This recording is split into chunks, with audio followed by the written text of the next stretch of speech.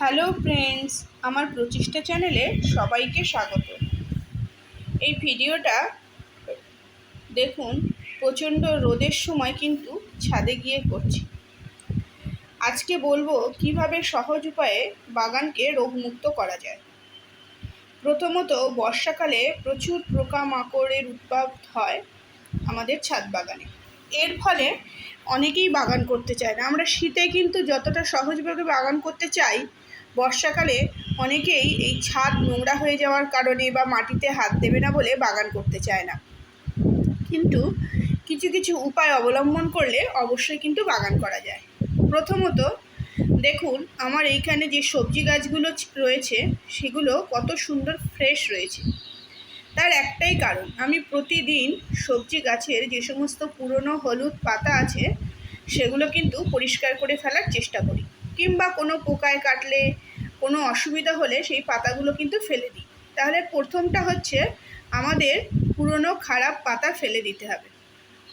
আর একটা, আমাদের অবশ্যই মোটামুটি 7 দিন অন্তর না হলেও কিছুদিন অন্তর অন্তর, মাসে অন্তত 2-3 বার বাগানে কিন্তু কীটনাশক স্প্রে করতে হবে।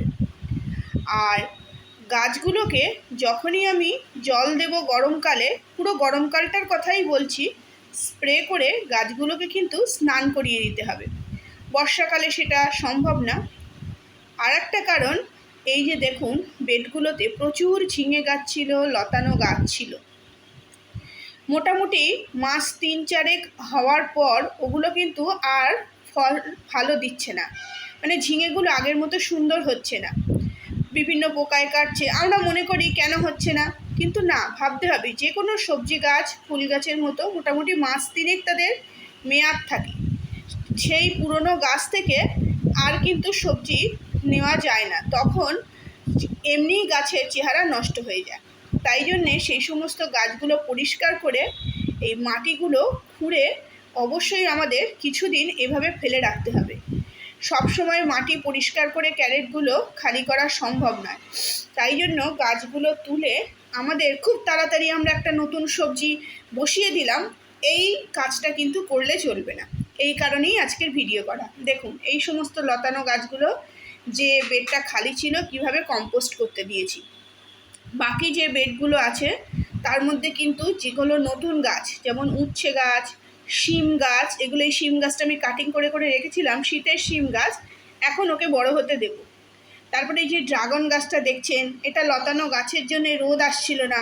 গরমকালে কিন্তু অবশ্যই লতানো গাছগুলোই এগুলোকে উপকার করেছে, কারণ গাছে ছায়া দিয়েছে।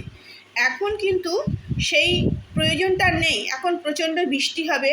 আমাদের প্রয়োজন গাছের গোড়ার মাটিতে যাতে রোদ লাগে, তাহলে কি হবে, বিভিন্ন পোকামাকড়ের উপদ্রব কিন্তু কম হবে। বিশেষ করে ছাদে, মাটিতেও তো নানান সমস্যা, কিন্তু আমরা ছাদ বাগানের কথাই বলছি।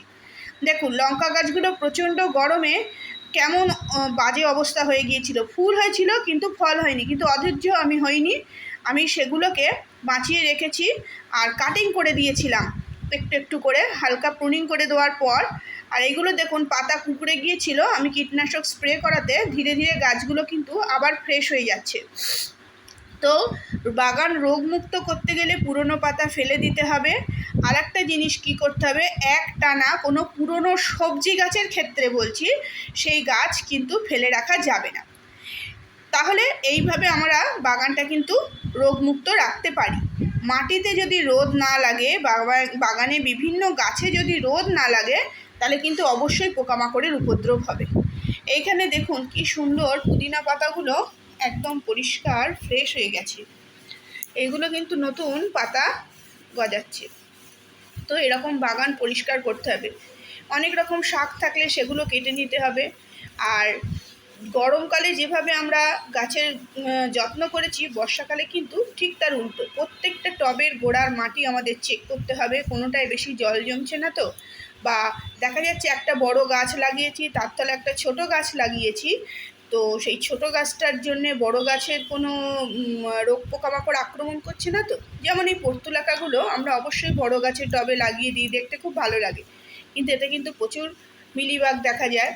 তো তখন সেইগুলো কিন্তু আমাদের পরিষ্কার করে ফেলতে হবে। বাগান যদি ফ্রেশ এবং পরিষ্কার থাকে তো বর্ষাকালেও আমাদের ছাদ বাগান কিন্তু শীতের মতো খুব সুন্দর লাগে। দেখুন এইখানে আমি আমার বাগানে কি কি ফুল গাছ ফুটছে সেগুলো কিন্তু আপনাদের সঙ্গে শেয়ার করছি। এই সময় শুধু একটাই কাজ, একটু বাগানে পোকামাকড়ের উপদ্রব হয়, কিন্তু টানা তো বৃষ্টি হয় না। যেমন আজকে প্রচণ্ড রোদ ছাদ বাগানে, সেই রৌদ্রের মধ্যেই ভিডিওটা করছি। তো গত দুদিন ধরে একটু হালকা বেশ রোদই দিচ্ছে বাগানে। তো সেই সময় অবশ্যই গাছের মাটিগুলো একটু খুঁড়ে দিয়ে বিভিন্ন কীটনাশক দিয়ে সেগুলোকে মেরে ফেলতে হবে বিভিন্ন পোকামাকড়। এটাই হচ্ছে আমাদের ছাদ বাগানের প্রধান কাজ, লক্ষ্য রাখা। বাগান করলে যেমন খুব সুন্দর ছাদ মন ভালো থাকে, তেমনি বাগানে যদি আমাদের সুন্দর পছন্দের কাছে রোগ পোকামাকড় জন্মায় আমাদের মন কিন্তু একদম ভালো লাগে না। সেই জন্য সেগুলোকে কেয়ার করতে হবে। এই জন্যেই তো আমরা বাগান করে থাকি। বাগান আমাদের নিজেদেরকে ব্যস্ত করে রাখতে সাহায্য করে, সেই জন্য কিন্তু আমরা বাগান করি। সেই সঙ্গে সঙ্গে আমরা যদি তাদের কেয়ার করি তারা কিন্তু উল্টো খুব সুন্দর রেসপন্স দেয়। তো যারা মনে করছেন যে বর্ষায় মানে কাদা নোংরা পোকামাকড়ের জন্য বাগান করবেন না, তারা কিন্তু এই আমার কথাগুলো শুনে একটু সহজ উপায়ে বাগান করার চেষ্টা করতে পারেন। দেখুন গোলাপ গাছগুলোর গোলাপ কি সুন্দর গ্রোথ হয়েছে। প্রচুর গোলাপ গাছ এনেছি এবং মেরেও ফেলেছি, কিন্তু এবারে দেখলাম 4টে গোলাপ গাছ খুব সুন্দর, তার মধ্যে একটা গোলাপ গাছ হয়তো বাঁচবে না। আর এইখানে অ্যাডেনিয়ামগুলো প্রচণ্ড বৃষ্টিতে কুঁড়িগুলো পচে যাচ্ছিল, ফুলগুলো নষ্ট হয়ে যাচ্ছিল, কিন্তু আবার যখন দেখছি একটু বৃষ্টির পরিমাণ, টানা বৃষ্টির পরিমাণ কমেছে, তো খুব সুন্দর কুঁড়ি আসছে। হ্যাঁ, আর একটা, এগুলো হচ্ছে হাইব্রিড জবা। হাইব্রিড জবাগুলো যখন প্রচণ্ড গরম ছিল পাতা একদম কুঁকড়ে ছিল, কোনো ফুল ছিল না, আর বারবার মিলিবাগ আক্রান্ত হচ্ছিল, বিভিন্ন ধরনের জাপ পোকা এতে লাগছিল, কিন্তু অধৈর্য না হয়ে খারাপ পাতাগুলো পরপর ফেলে দিয়ে গেছি। আর গাছে কিন্তু ক্রমাগত যত্ন নিয়ে কীটনাশক এবং খাবার দিয়ে গেছি। এইবার তার রেজাল্টটা আমি পাচ্ছি। হাইব্রিড জবাগুলো খুব সুন্দর গ্রোথ নিতে শুরু করেছে। এই বর্ষার পরে পরেই ধীরে ধীরে কিন্তু এতে সুন্দর কুঁড়ি আসবে, কেন ওইগুলো শীতকালে বেশি সুন্দর ফুল দেয়। দেখুন ছাদ বাগান কত সুন্দর পরিষ্কার এবং ফ্রেশ করে রেখেছি। আরও করি, প্রচণ্ড যখন বৃষ্টি হয়, বৃষ্টি হয়ে গেল, বৃষ্টি হয়ে যাওয়ার পর আমাদের গাছের পুরনো পাতাগুলো ছাদের ওপরে পড়ে যায়, সেগুলো হাত দিয়ে তুলে পরিষ্কার করে ঝাড় দিয়ে আমি কিন্তু পুরো বা জল দিয়ে পরিষ্কার করে দিই। আর যদি কোনো ছ্যাদলা থাকে তো অবশ্যই আপনারা ব্লিচিং পাউডার কিংবা চুন ইউজ করতে পারেন। আমি যেমন ছাদের ক্ষেত্রে করি, কারণ গাছ যদি একটা না একটা জায়গায় টব থাকে তো সেইখানে ছ্যাদলা পড়ে যায়। তো সেই সমস্ত সবুজ সবুজ যে ছাদ থাকে সেই জায়গাগুলো আপনি একটু চুন ছড়িয়ে রেখে বা একটু ব্লিচিং পাউডার ছড়িয়ে দিলে তাহলে পোকামাকড়ও দূর হবে এবং ছাদটাও কিন্তু একেবারে পরিষ্কার হয়ে যাবে। তাহলে ছাদে কিন্তু ছ্যাতলা থাকলে অনেক রকম পোকামাকড় হয়, শামুক, কেন্ন, কেঁচো, এইগুলো মানে যত ভিজে স্যাঁতস্যাঁতে থাকবে তখন কিন্তু ছাদে এই সমস্ত জীবগুলো মানে তাদের ক্রমবর্ধমান হারে বেড়ে যাবে। সেই জন্যে অবশ্যই ছাদে বাগানে মেঝে কিন্তু পরিষ্কার রাখতে হবে, শুকনো রাখতে হবে। আর একটা কাজ করতে হবে, একই জায়গায় অনেক দিন টব রাখা যাবে না, টবগুলো সরিয়ে ওলটপালট করে সাজিয়ে দিতে হবে।